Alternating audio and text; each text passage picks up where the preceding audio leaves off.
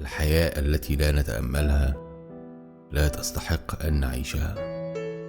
سقراط قال كده، ويمكن المعنى ده يبان بعيد، لكن الحقيقة إن كل واحد فينا عايش قصتين، قصة يوريها للناس وقصة تانية جوه قلبه محدش يعرفها. شكسبير كمان كتب وقال: العالم كله مسرح والناس ما هم إلا ممثلون. فاحنا لابسين أقنعة طول الوقت، قناع القوة، قناع الفرح، الجمال، لكن ورا القناع ده في وجوه تانية بتبكي، بتتألم أو بتخاف. الحكاية اللي هنسمعها دلوقتي عن بيت يبان إنه عادي جدا، أب الناس بتتريق عليه، وأم طول الوقت متمكيجة كأنها رايحة حفلة، لكن ورا المظاهر دي الحقيقة مختلفة تماما.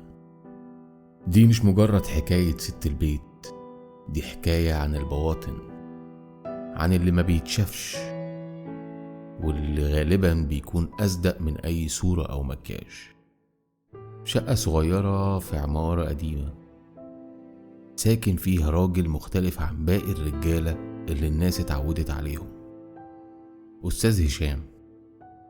كل يوم الصبح يصحي ابنه من النوم، يحضر له الفطار ويعمل السندوتشات اللي هياخدها معاه المدرسة، وعبال ما الولد يكون خلص فطار يكون هشام نشر الغسيل وطلع المخدات في الشمس تتشمس.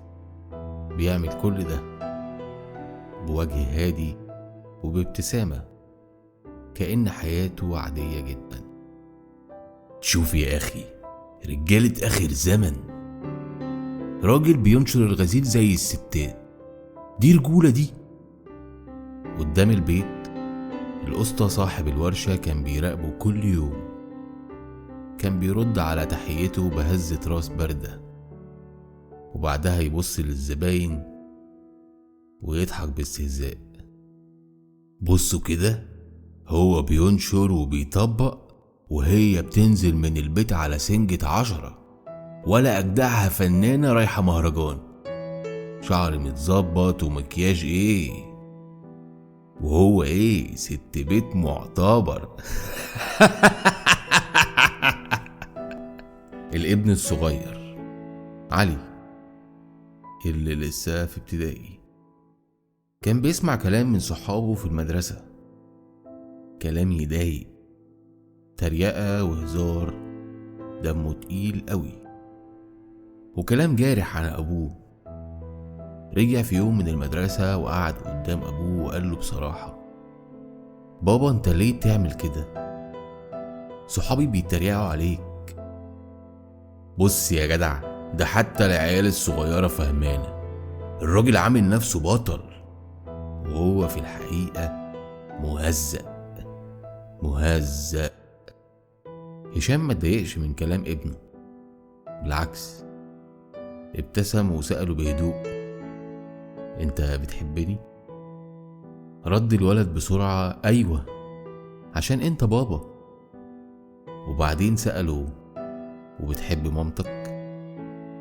الولد سكت شوية وقال: بحبها، بس ماما بقت غريبة قوي يا بابا، يا نايمة يا في مشاوير برا البيت، لا بقت بتعمل الأكل ولا بقت تذاكر لي زي الأول، بقت مهتمة بنفسها قوي يا بابا بزيادة، وبقى شكلها غريب قوي.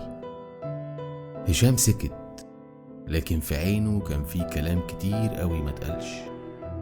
اتفرج يا سيدي، اهو طالع البلكونة ينفض السجاجيد، هو شايل البيت على دماغه ما شاء الله عليه يعني، وهي حاطة الروج، هو يكنس وهي تتمكيش، دي مش جوازة، دي نكتة. مسخرة اقسم بالله. والناس صدقت النكتة. مراته كانت بتنزل كل يوم اخر شياكة، شعرها بيلمع، ابتسامتها ما بتفارقش وشها.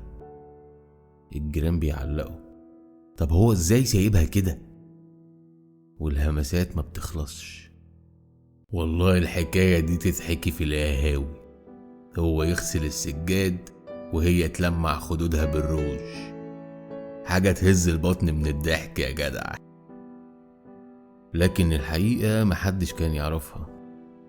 الراجل كان شايل البيت كله على كتافه، مش ضعف ولا قلة رجولة، لكن كان بيحبها وكان عايز يحافظ على ابتسامتها عشان يفضل ابنه يشوفها زي ما هي جميلة.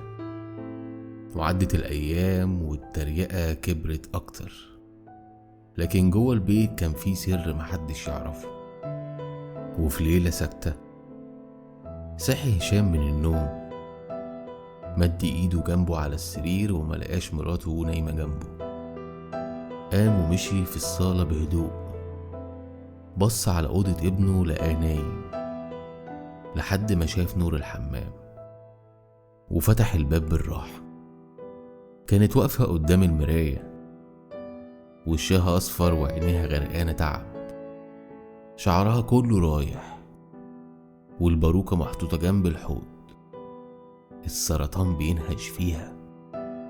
هشام ما اتكلمش، فتح المية بهدوء وغسل لها وشها. ساعتها عينيها اتملت بالدموع، حضنها وحط ايده على راسها وبسها. اللي الناس شافوه عيب كان في الحقيقة أعظم رجولة.